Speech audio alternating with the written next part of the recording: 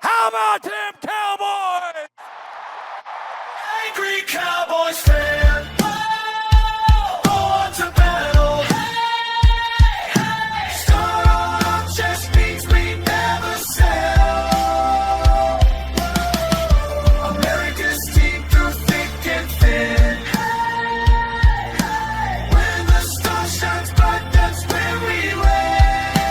Angry Cowboys Fan. What's going on, Cowboys Nation and Angry Cowboys fans around the world? Y'all know who it is. It's your man, the Angry Cowboys Fan. And with the most recent video that I just dropped, I seen a couple of comments in the comment section from fans who really don't appreciate the play from Dak Prescott, blaming the entire season's failures on one player. But I've seen posts on social media, as well as in my comment section, degrading and dehumanizing the quarterback position for the Dallas Cowboys.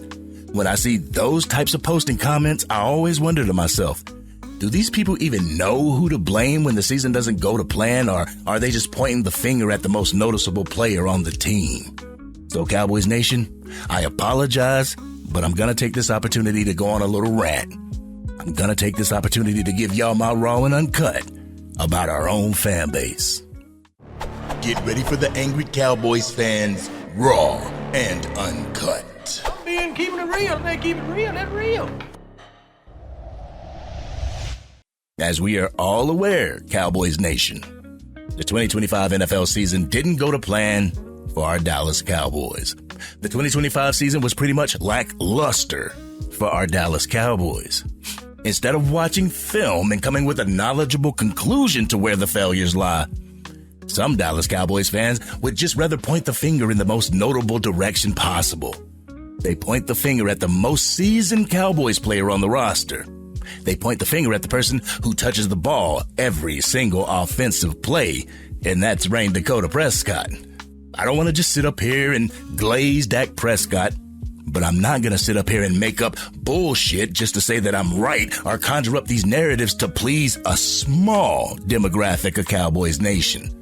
I'm going to give y'all my raw and uncut that involves statistics. And if you hate stats, then I don't know what to tell you, Cowboys Nation. All I know is, once again, your quarterback isn't the reason that your team failed this year. That your quarterback is one of the reasons why your team even reached 7 wins to begin with. But you know, these people who spread hatred for Dak Prescott also glaze Jalen Hurts because Hurts is a part of a system that is successful for the Philadelphia Eagles. When you look at Jalen Hurts and you compare his quarterback skills to Dak Prescott, they pale in comparison. Dak Prescott plays the quarterback position much better than Jalen Hurts. His skill in the pocket is much higher than Jalen Hurts. His accuracy is so much better than Jalen Hurts. His leadership is better than Jalen Hurts. The only thing that Jalen Hurts has is a better supporting cast, a better front office, and his mobility is better. Let's keep it a buck, Cowboys Nation. If Dak Prescott only threw for 120 yards, 0 receptions in the second half, and no touchdowns, those haters in Cowboys Nation would be out for blood.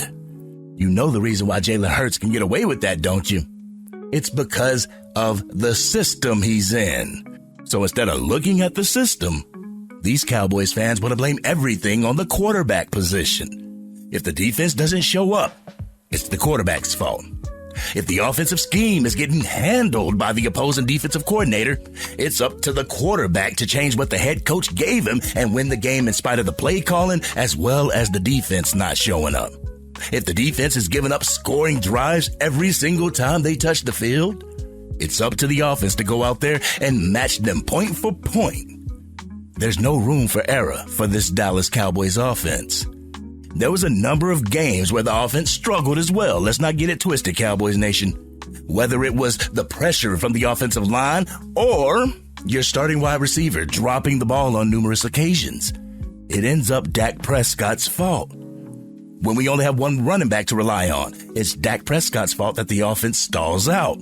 I'm sorry, Cowboys Nation, but I can't subscribe to that line of thinking. Is there times where Dak Prescott underthrows a receiver or overthrows a receiver? Absolutely. Is there times where Dak Prescott stands in the pocket too much, trying to make a play and get sacked instead of throwing the ball away? Yes, there absolutely is. Is there some times where Dak is inaccurate? Yes.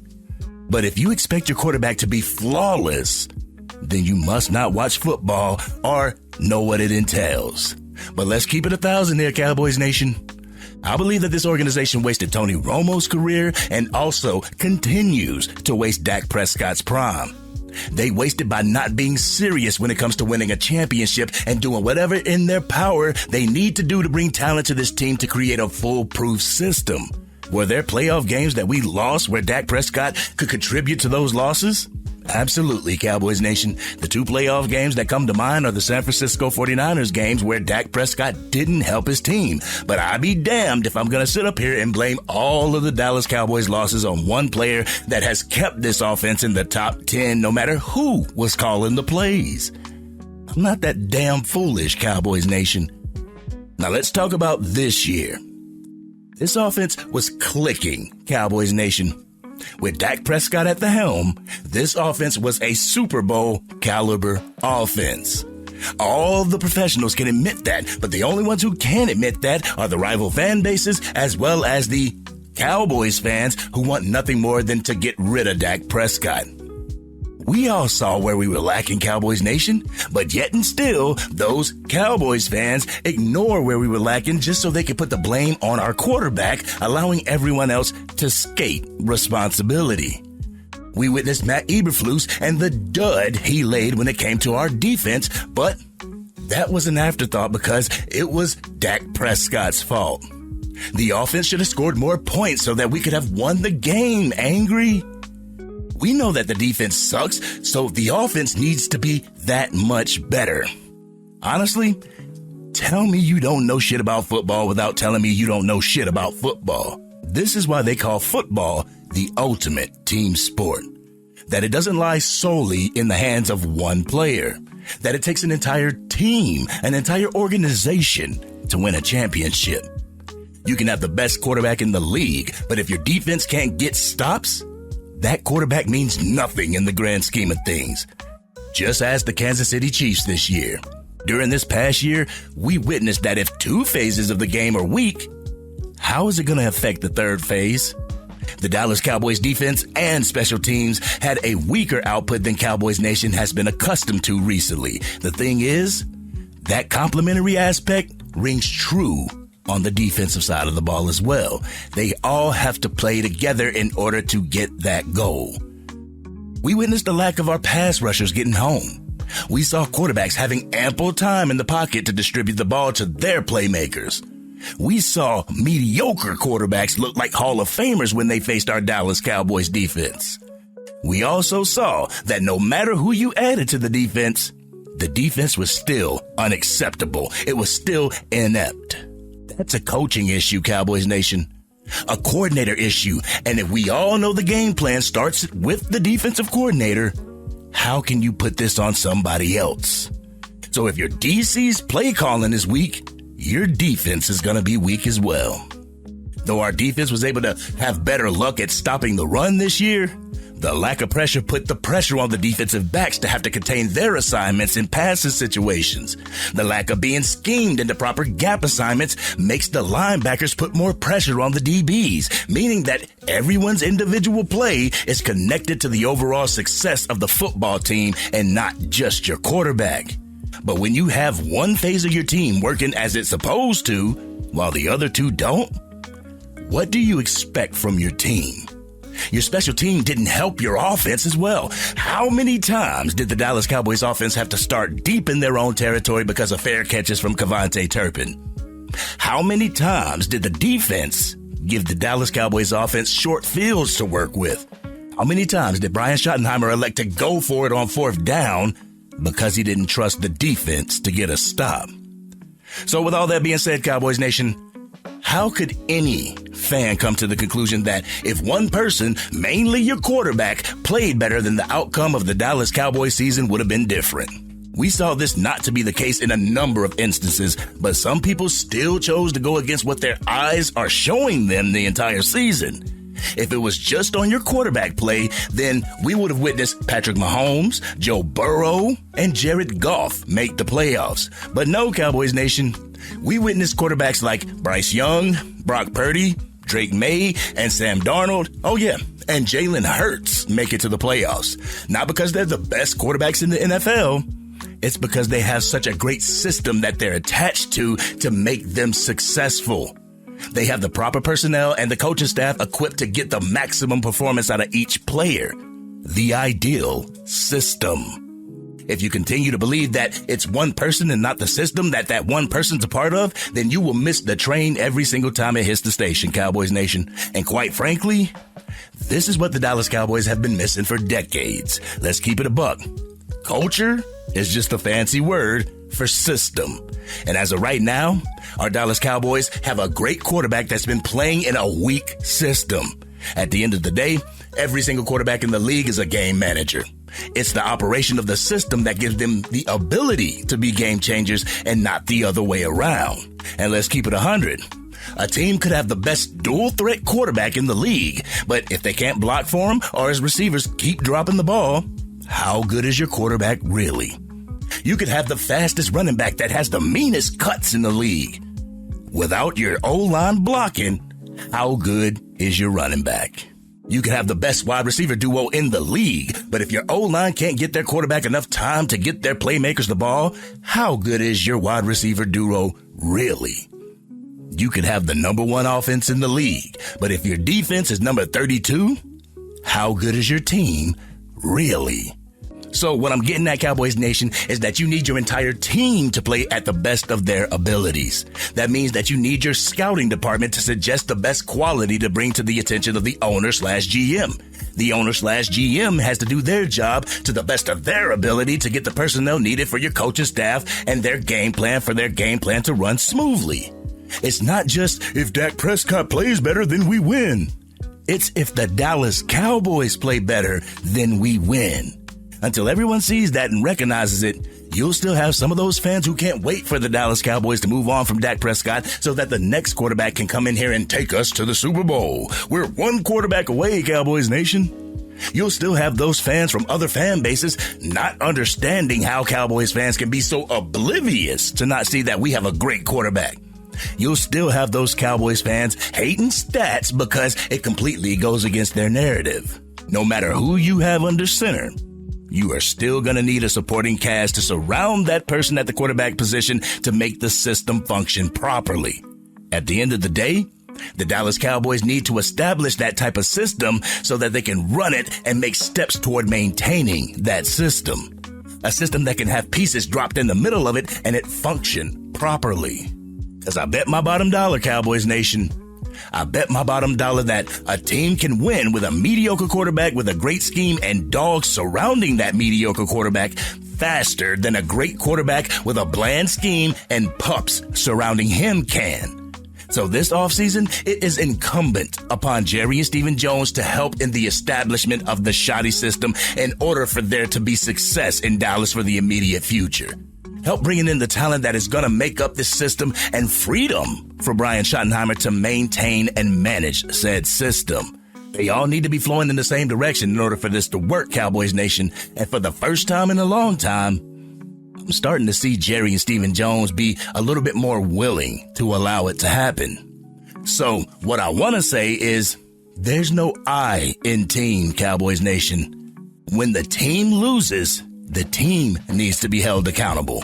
If the team wins, then the team needs to be praised. The talking heads are still going to peddle this narrative that it's all on your quarterback, but us football fans, us knowledgeable football fans know that that's not the case.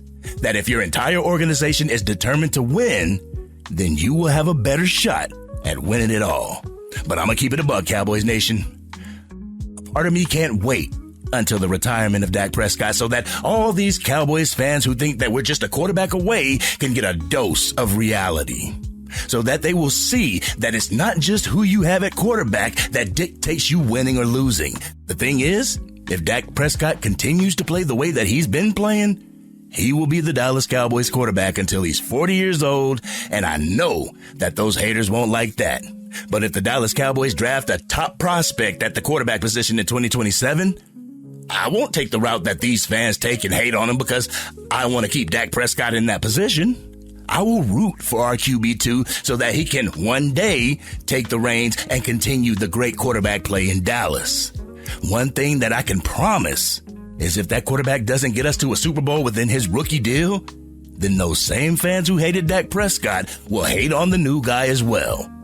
Not giving him any time to develop and not caring about who they have surrounding him. But it's sad that not only do real Cowboys fans have to put up with haters like Stephen A. Smith or Eagles fans or Giants fans or Commanders fans, we got to put up with our own hating on the team as well.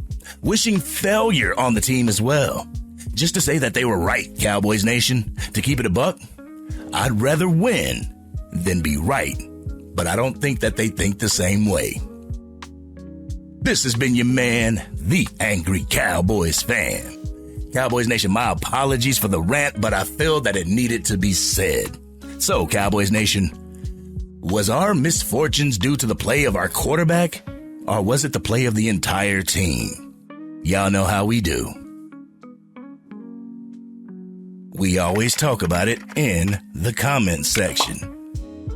If you're digging this content and you want to help the channel reach its current goal of 20,000 subscribers, drop a like on this video, share this content with anybody that you know is a Dallas Cowboys fan, and if you're on your mobile device, make sure you hype this video. Doing so can help the Angry Cowboys Fan YouTube channel reach even more Dallas Cowboys fans so we can root on our Dallas Cowboys together. And if you are DC for life and you wish that those Cowboys fans would just join a different fan base altogether, hit that subscribe button. Hit the bell to be notified whenever I go live, release a video, podcast episode, or film breakdowns. You can catch the Madden 26 and College Football 26 on my new channel, the Angry Cowboys Fan Gaming channel. I will put the link to that in the description. Well, Cowboys Nation, the Green Bay Packers lost to the Chicago Bears, meaning that we now have the 12th and the 20th pick in the upcoming draft. How do you want the front office to approach those picks, before or during the draft? Y'all let me know in the comments section. But until then, this has been your man, the Angry Cowboys Fan. We love you, Mama Ann, and I'm out.